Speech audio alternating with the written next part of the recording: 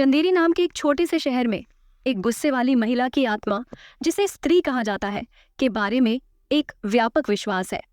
हर साल एक 4 दिवसीय धार्मिक त्योहार के दौरान कहा जाता है कि वह शहर के पुरुषों का पीछा करती है, उनके नाम फुसफुसाती है और अगर वे पीछे मुड़कर देखते हैं तो उन्हें गायब कर देती है। खुद को बचाने के लिए लोग अपने दरवाजों पर खून से "ओ स्त्री" का लाना लिखते हैं।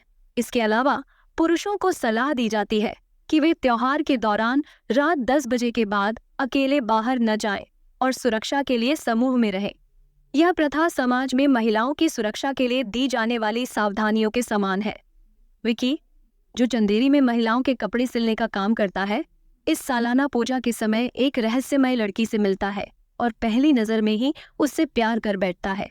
वह विकी से एक लहंगा सिलवाने की गुजारिश करती है, लेकिन उसकी बार बार की गायबियां और अजीब खरीदारी सूची, जिसमें छिपकली की पूंछ, सफेद बिल्ली का फर, धतूरा के फूल, मांस और ब्रांडी शामिल है, विकी के दोस्त बिट्टू को चिंतित कर देती है। बिट्टू को शक होता है कि वह लड़की ही स्त्री हो सकती है। यह शक तब और गहराता है जब उनका एक और दोस्त जना स्त्री द्वारा अगवा कर लिया जाता है। विकी भी उस लड़की से सावधान हो जाता है और उससे सामना करता है, लेकिन वह फिर से गायब हो जाती है।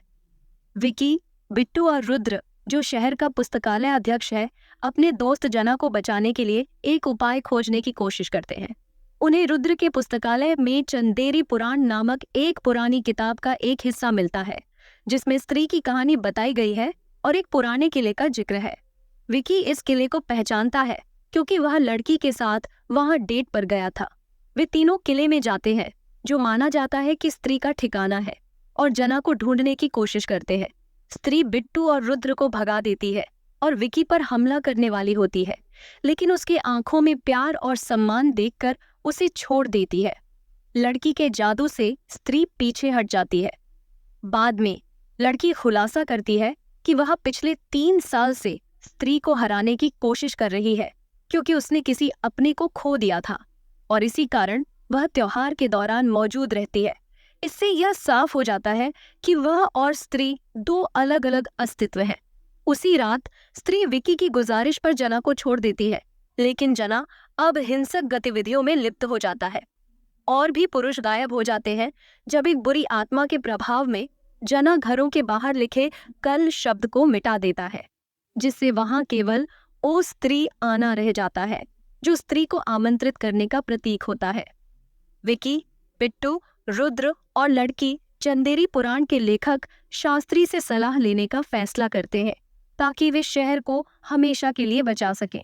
शास्त्री बताते हैं कि स्त्री कभी एक बेहद खूबसूरत नर्तकी थी, जिसे शहर के सभी पुरुष चाहते थे। अंत में उसे अपना सच्चा प्यार मिला, जो उसके शरीर से नहीं बल्कि उसकी आत्मा से प्रेम करता था और उससे शादी करने वाला था। लेकिन शादी की रात को उसे और उसके पति को जलन से भरे पुरुषों ने मार डाला।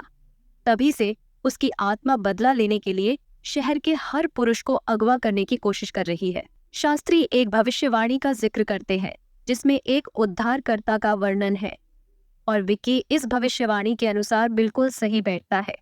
लेकिन जब उसे याद आता है कि उद्धारकर्ता एक नर्तकी का बेटा है, तो उसके दोस्त उसे बताते हैं कि वह वास्तव में एक नर्तकी का बेटा है। यह जानकर विकी को गुस्सा आता है और वह नाराज होकर वहां से चला जाता है।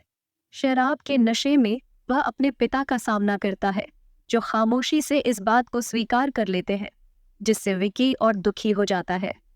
आखिरकार वह अपने पिता के स्नेह के लिए आभारी महसूस करता है और उस शहर को बचाने का फैसला करता है जिसने उसे अपनाया है। समूह एक योजना बनाता है कि स्त्री को मार दिया जाए, लेकिन विकी यह सोचकर हिचकिचाता है कि स्त्री केवल प्यार और सम्मान चाहती है। लड़की सुझाव देती है कि स्त्री की चोटी काट दी जाए, जो उसकी शक्ति का स्रोत है।